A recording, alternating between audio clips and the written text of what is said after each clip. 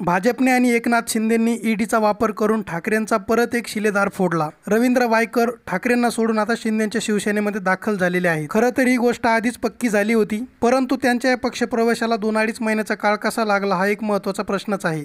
परंतु बरोबर आता टायमिंग साधून त्यांचा पक्षप्रवेश झालेला आहे। एकीकडे एकनाथ शिंदेंना लोकसभेसाठी एक जागा मिळवण्यासाठी तडफड करावं लागत आहे। अशा परिस्थितीमध्ये ते दुसरे नेते सुद्धा त्यांच्या शिवसेनेत घेत आहेत। रवींद्र वायकरांच्या पक्षप्रवेशाला सुद्धा लोकसभेची निवडणूकच कारणीभूत आहे, कारण मुंबईतील 6 पैकी एकही जागा शिंदेंच्या शिवसेनेला मिळणार नव्हती। आता रवींद्र वायकर त्यांच्याकडे गेलेले आहेत, त्यामुळे मुंबईमधील उत्तर पश्चिमची जागा आता त्यांची पक्की होऊ शकते, किंबहुना तसं भाजपने त्यांना सांगितलं असेल। पण हा पक्षप्रवेश होत असताना रवींद्र वायकर काय तेवढे खुश दिसले नाही। रवींद्र वायकरांनी ठाकरेंना सोडल्यानंतर शिंदेंना चपराक दिली आहे, परंतु ती गोष्ट शिंदेंना समजली नाही। हा पक्षप्रवेश होत असताना रवींद्र वायकर जे काही बोलले ते खूप महत्त्वाचं आहे। त्यांनी काही उद्धव ठाकरेंवरती आरोप केले नाही। ते म्हणाले, माझ्या मतदारसंघातील कामं होत नाहीये। आरेमधील रस्त्याचा प्रश्न त्यांनी उपस्थित केला, त्यासाठी 173 कोटी रुपयांची आवश्यकता आहे असं ते म्हणाले, आणि हे काम फक्त सत्तेत असल्यानंतरच होऊ शकतं असं सुद्धा त्यांनी बोलून दाखवलं। खरं तर ही ठाकरेंसाठी नाही, शिंदेंसाठी धोक्याची घंटा होती, परंतु शिंदेंना ते समजलं नाही। शिंदे यावेळी म्हणाले, जर ठाकरेंनी त्यांच्या काळात कामं केली असती तर आज ही वेळ आली नसती। परंतु शिंदे विसरून गेले, मागच्या 1.5-2 वर्षापासून ते सध्या मुख्यमंत्री आहेत। खरंच जर त्यांना विकासाची, लोकांच्या कामाची एवढी काळजी आहे तर आमदार कोणत्याही पक्षाचा असो, कामं त्यांनी करायला हवी होती। जनतेला याआधीच समजलेलं आहे कशा प्रकारचं राजकारण चालू आहे। ही फक्त रवींद्र वायकरांची गोष्ट नाहीये, महाराष्ट्रातील सगळ्याच विरोधी पक्षाच्या आमदारांची हीच अवस्था आहे। त्यांचा पक्ष पाहून त्यांना निधी दिला जात नाही। ही गोष्ट परत एकदा आता समोर आलेली आहे। मंडळी, तुमचं काय मत आहे ते कॉमेंटमध्ये व्यक्त करा। आमच्या चॅनलवरती नवीन असाल तर सबस्क्राईब करा। धन्यवाद। जय महाराष्ट्र।